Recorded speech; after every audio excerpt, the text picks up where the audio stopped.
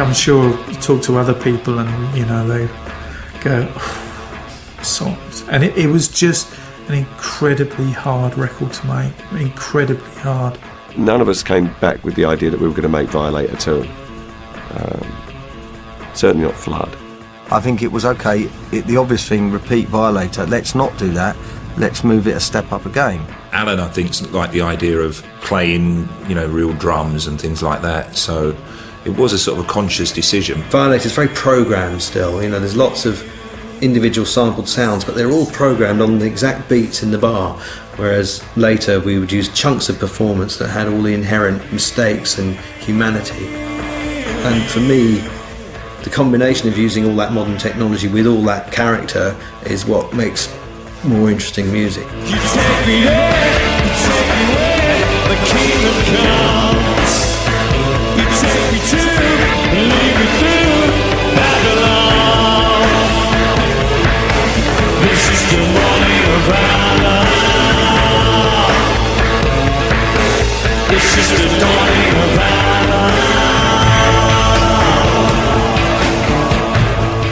I think Martin was the one who was feeling that pressure to make us as successful a record as Violator. Yeah, I mean, Andy's always got this thing, he always says that I work better under pressure, which I'm not so sure is true. I think everybody felt under pressure.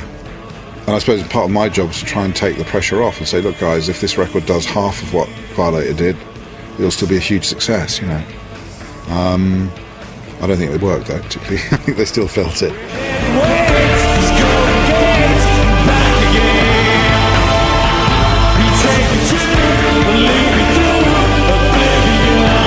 Although I did feel more pressure, you know, I still felt that I was writing, you know, good songs. Everybody felt comfortable in the fact that there was a bulk of stuff to work from that was really good.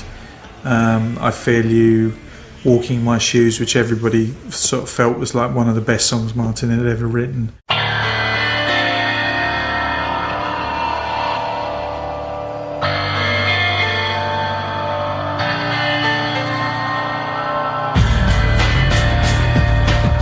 We had one brief meeting and listened to Martin's demos.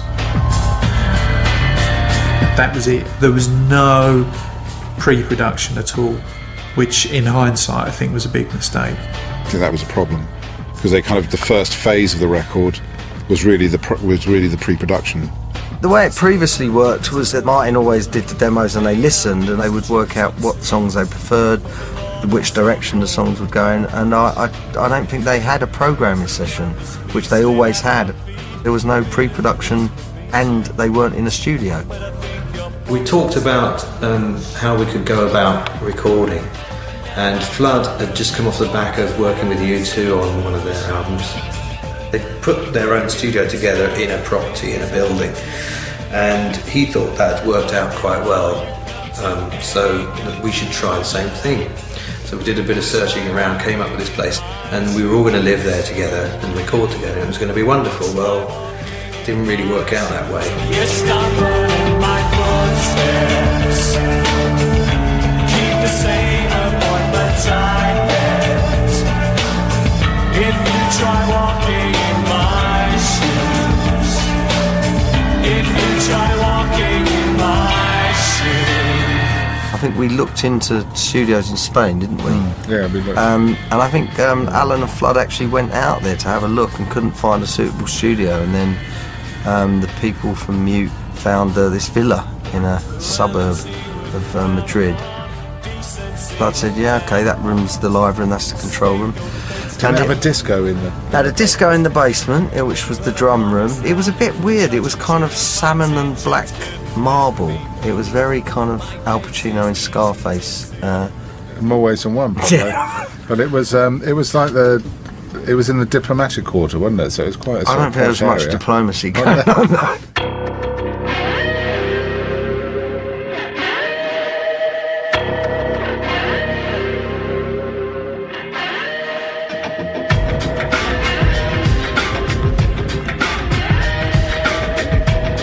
it was the longest they'd been away from each other for, I suppose, 11 years. They didn't talk to each other all the time. No, they weren't like So phone buddies or anything. And then all of a sudden, February, I think it was early February of '92, we just they all just landed in this villa in Madrid, and it was an odd one. Yeah.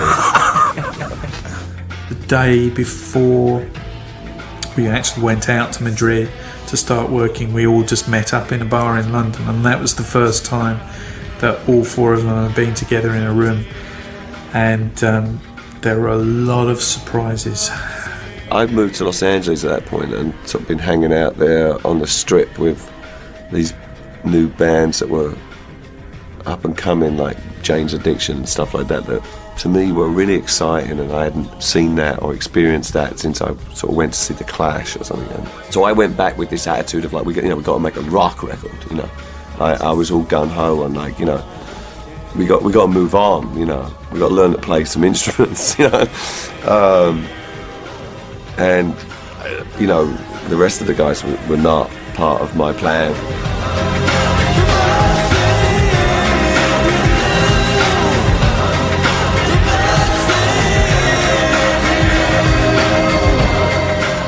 You still imagine that bands are like the Beatles and they all live in 4 houses, which are actually all the same house. But they don't. You know, if Dave's living in LA and the others living somewhere else, then it's a different thing. They're about to go through different emotions and different things are happening within their lives.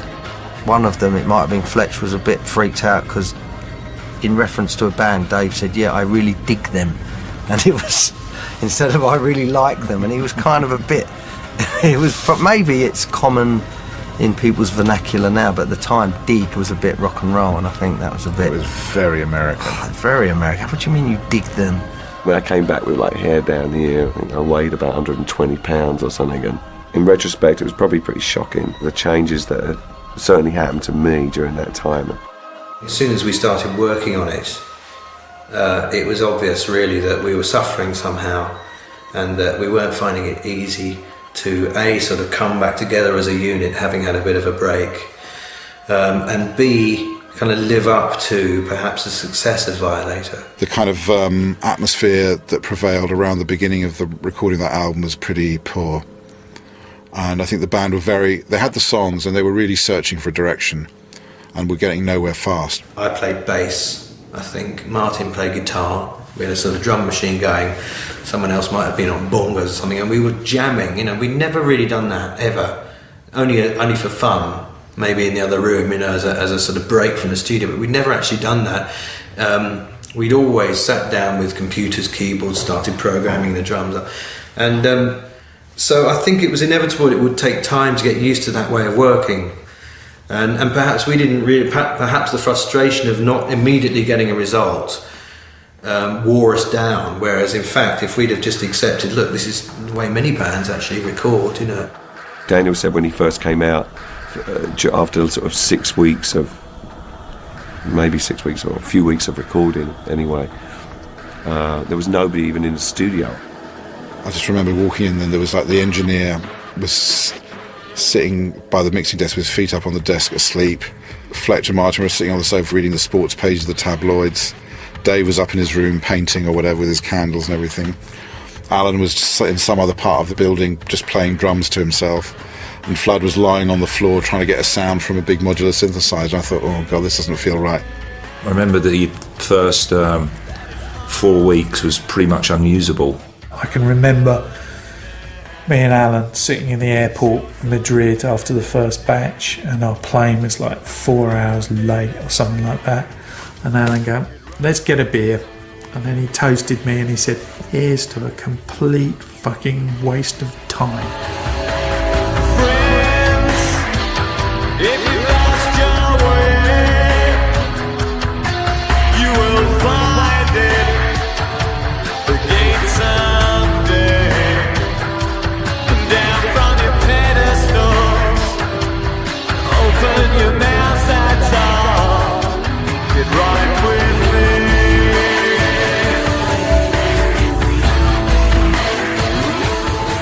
The vibe between the recording of Violator and Songs of Faith and Devotion were, you know, like worlds apart. You know, in Milan while we were doing Violator, you know, we were going out, you know, virtually every night as a gang, you know, partying and, you know, working during the day, and it was all fun.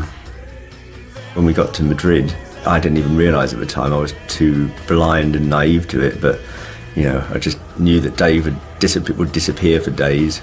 You know, I didn't realise that he'd, you know, developed his heroin addiction. You know, Alan's really a Gemini, and he can either, you know, decide to party, or he can decide to, you know, stay in and eat apples, and he was just like staying in and eating apples. I mean, obviously working as well, but it just didn't feel like there was cohesion in the band. We really were batting on different teams, and Flood was stuck in the middle. I mean, I remember having conversations with Flood. I was oblivious to the fact as well it was anything to do with me. I don't think Flood was at his breaking point with us. You know, but when we started Songs of Faith and Devotion, but he definitely had enough by the end of that one. I struggled and struggled and struggled and struggled with it, and it was like pulling teeth.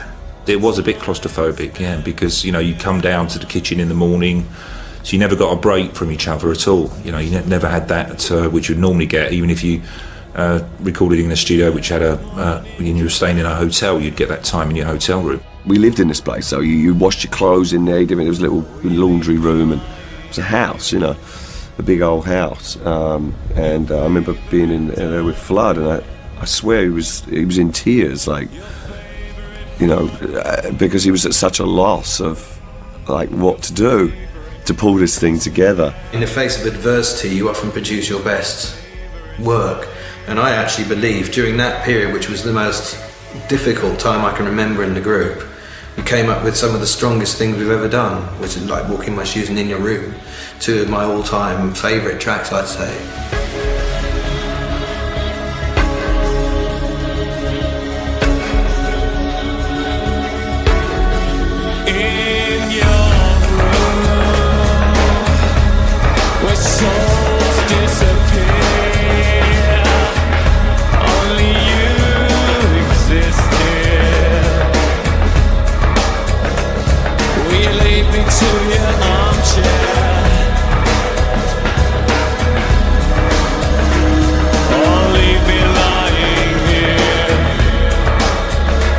I think we'd certainly moved further away from each other as individuals than we'd ever been.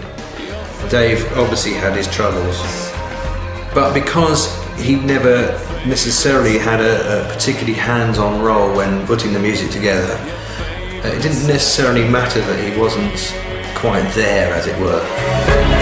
I'm hanging on your words, living on your breath, feeling with your skin, lie away.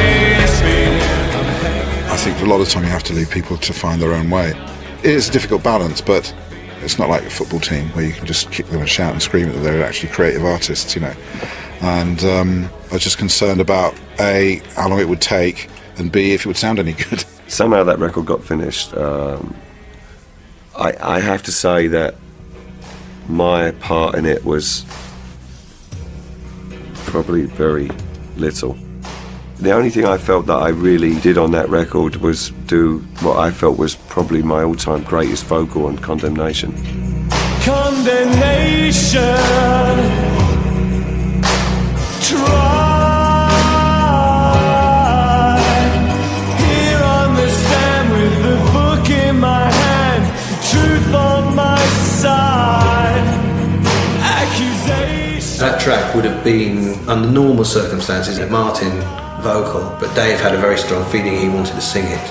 I sang the song a couple of times, and something clicked for me, something worked. I put my heart and soul into it, and Flood was really kind of blown away. If for honesty you want apologies. Even though he was on heroin and wasn't there most of the time, whenever he went into the studio and did a vocal, it was amazing. Please open your eyes.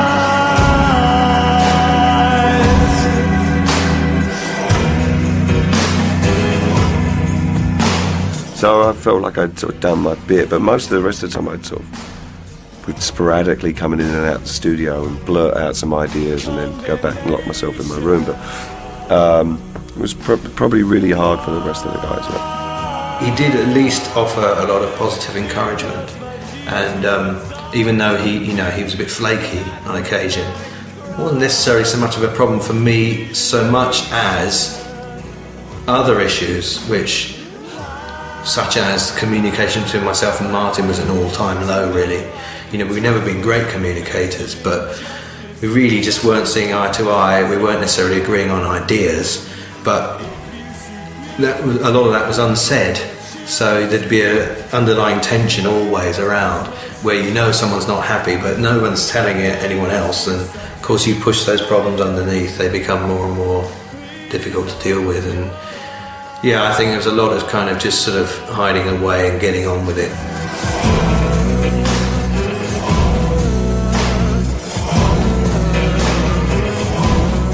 So it was a difficult period, but we did get through it eventually, and by the time we got to Hamburg, things were much, much better.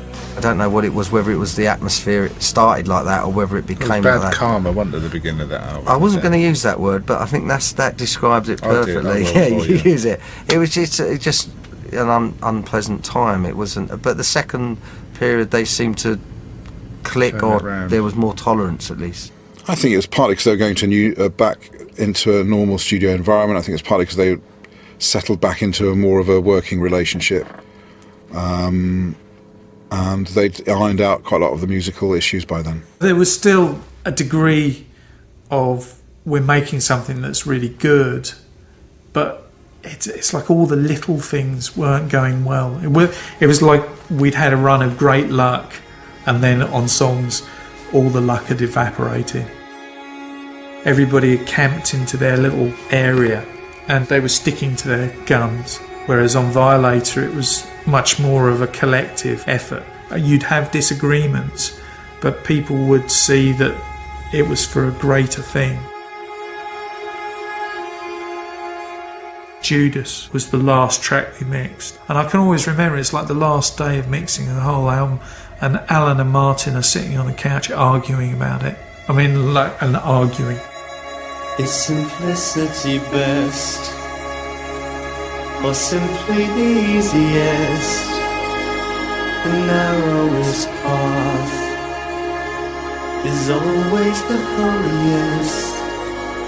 To walk on barefoot for me. Every way down the album, there was always somebody who had a disagreement about something, be it me, be it the band, be it, whoever. And there's nothing that I can remember that went smoothly about it. Man will survive the harshest conditions and stay alive through difficult decisions. So make up your mind for me, walk the line for me, if you want my love. Violator's got a much more of a sort of eyes wide open feel about it. It's much less confrontational. But Songs, I felt, was something that was like this thing sitting in the corner that you approach with care. In a way, it's an exact tribute to capturing the emotions of the time and the chemistry between the people, both those records. It was a difficult record to make, really difficult in the end. And I think it was a real sense of relief when it was finished.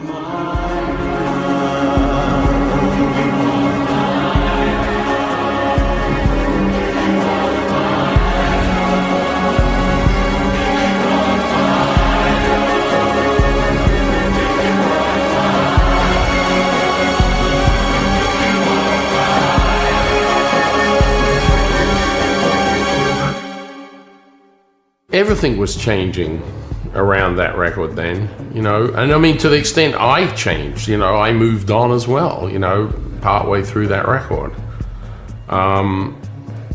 So yeah, there was a lot of volatility, shall we say, it's just it didn't affect the result. These were internal things that were going on, and it didn't, it doesn't affect the audience. The audience really are not privy to that stuff. So the demand for the band was still massive. I mean, this was the follow-up record and tour to what had been a massive, international record before that. So, from the audience point of view, it was all hunky-dory. Bruce Kirkland actually got hold of me, and I was living in Earl's Court in London in this flat, and like I said, I was a mess. And by that time, pretty much unable to even leave my flat. But I remember for some reason I picked up the phone, and it wasn't something I often did. And it rang, and there was Bruce, and he said, "Yeah, it's Bruce. You're number one in USA, and you're number one in the UK." And it was like simultaneously in the same, which was apparently some kind of feat. Oh, girl, lead me into your darkness when this world is trying its hardest to leave me unimpressed. Just want the rest from you, and I am blessed.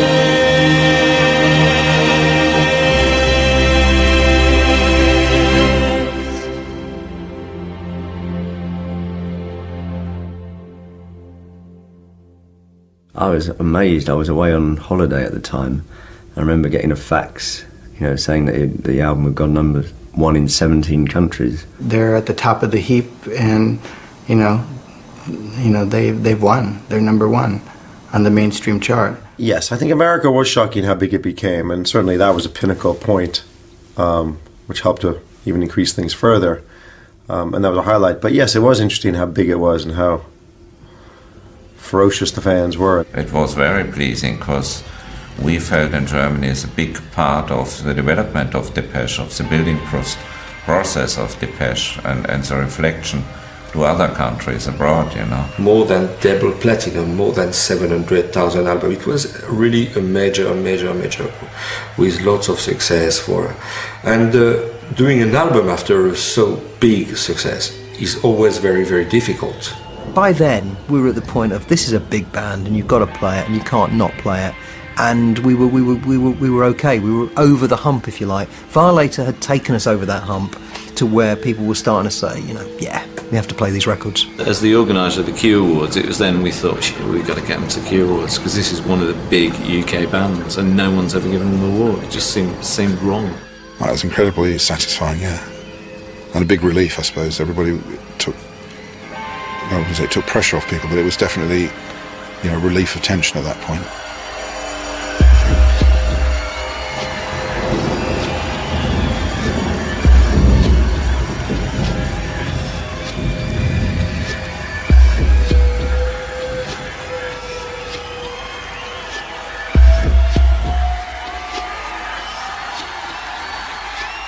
We did know that we were going out on a huge tour after that.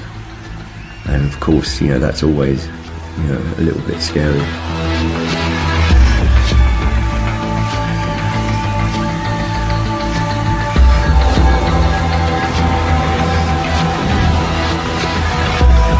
It was a first for me. I'd never designed a stage before, and I had no idea about cost, and I didn't realize how much work it was, because all those screens, and you had to make films and then work out the delay and everything. You can see here there's two levels. There was a main level on the, say, ground floor, as it were, which was Dave's stage, main stage for Dave, where he could run around. Then you have the top stage, where the synthesizers would be, so Martin, Allen and Fletch would be on the top stage. I would then have video screens put in between the two stages. I was very excited when I saw the production for the first time and all the film screens. When we put the tapes together for the show and we rehearsed, and it all sounded great, and I thought, yeah, this is going to be fantastic. And then when audiences turn up and see that and it all works, that's a great buzz, and much more than going to number one.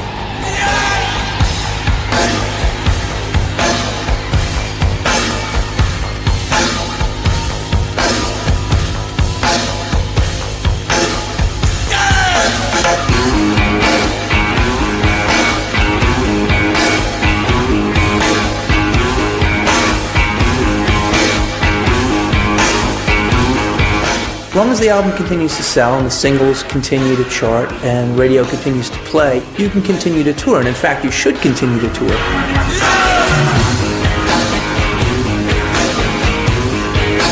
Touring is probably the one thing that most UK acts don't do. Depeche Mode always did do.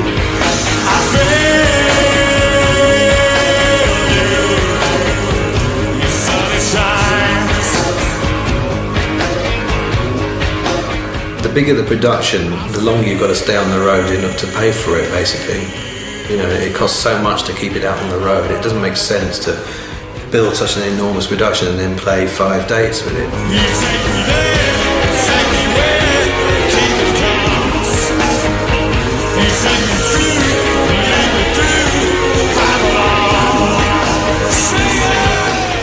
We spent about 9 months making it, and then 3 or 4 weeks off, and then we're in rehearsals. You know. The tour was more than 150 shows. It was immense, you know. I wasn't surprised by the length of it. I think the problem with the Depeche Mode tour was that it really spotlighted everything that was kind of going wrong internally.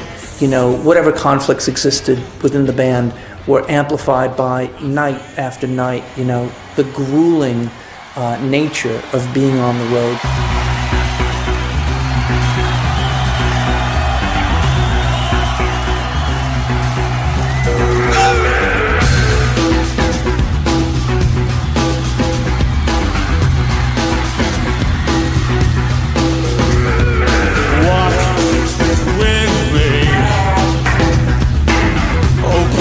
Sensitive mouth, talk to me. Hold out your delicate hands, feel me. I think it, you know, nearly killed us all, you know, physically, for sure. Especially back then, it was like endless parties, and you know, it was just out of control. Oh yeah! When I come up, when I rush.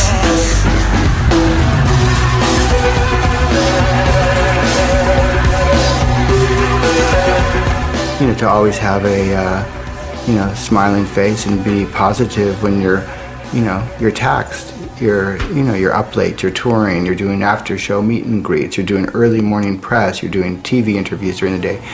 It's tough. It's a tough life for a band. Martin had a couple of hospital visits himself, and Fletch was really a mess too. Dave was just loving it. He was just on a different planet. On that whole tour, you know, I was still depressed, clinically depressed. It was very difficult for me. Fletch didn't finish the tour, as I recall, and Martin had a very difficult time in the middle of that tour. Toward the end, I don't know how Dave got through it. I mean, the most impressive thing about Dave is, even in the midst of all that turmoil, I don't think he ever missed a show. I mean, maybe we canceled one show, and if you'd been there at that time, you couldn't have imagined that.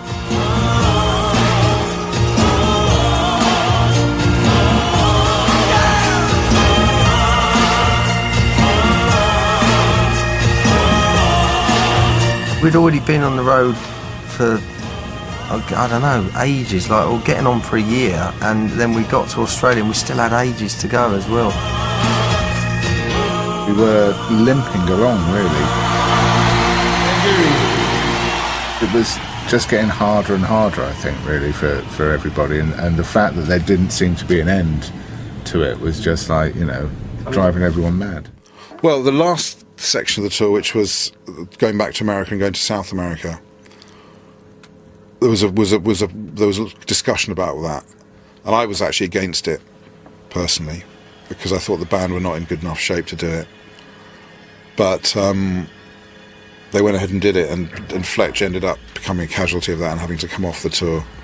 Some of us felt that Fletch should just go home and get well, because he wasn't very well. Simple as that. And whatever we had to do to sort of allow that to happen, we had to do, which meant rehearsing someone else up for the final leg. We'd committed to a lot of shows. So they had a meeting in Melbourne at the Como Hotel, didn't they? I went out to dinner, and then I come back and I said, I'm just checking my messages, and I got a message from Dave saying, we've had the meeting, Fletch is going to go home, you're joining. So I was never actually asked, I was told.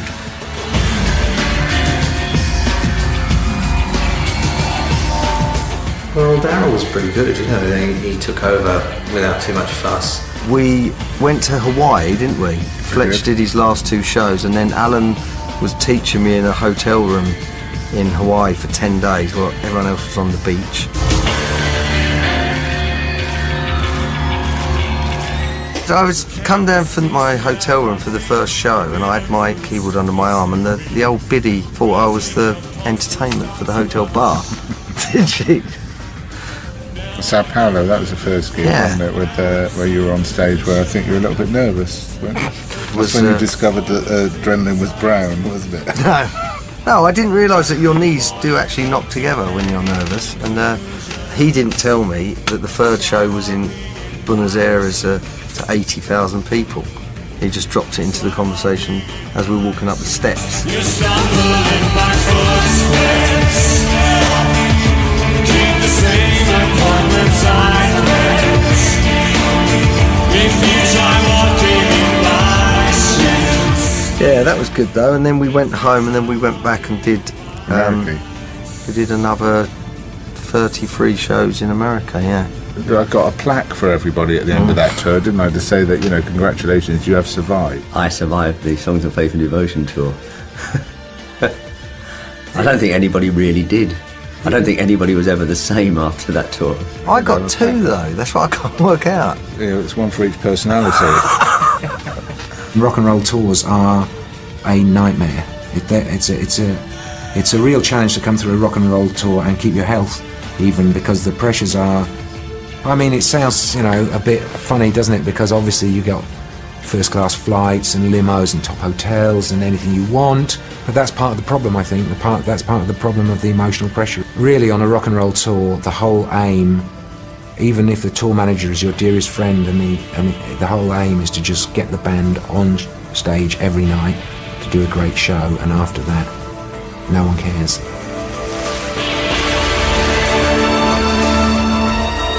No one that I knew at that time believed me. When I would come back from the tour, at the end of the tour, I mean, I almost left the business at that point. And I think everybody that was on that tour made decisions about whether they were going to continue on in the music business. It was that difficult.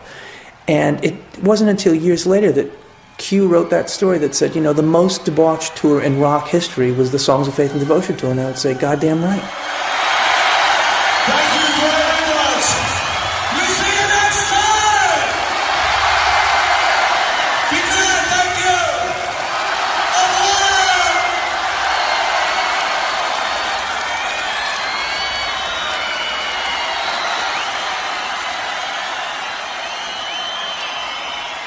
It was a difficult album to make, but at the same time, it's one of my favourite albums that we've ever made.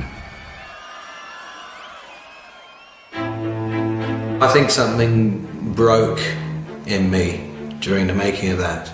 And again, I say it's perverse because I feel it actually sort of moves me more than anything else we've done. And yet my memories of it are very dark. And I remember thinking during, I think it was the second 5-week period that we spent in Madrid, I said to myself, don't forget this moment, because this is how bad it gets. And I had it in my mind that, you know, we must never allow this situation to occur again, and if I still feel this way, you know, further down the line, then I should perhaps just say, well, that's it, you know. Well, I'm down on my knees again, and I pray to the only one who has the strength to bear the pain, to forgive all the things that I've done. Oh girl, lead me into your darkness when this world is trying its hardest to leave me unimpressed. Just one caress, and I'm blessed.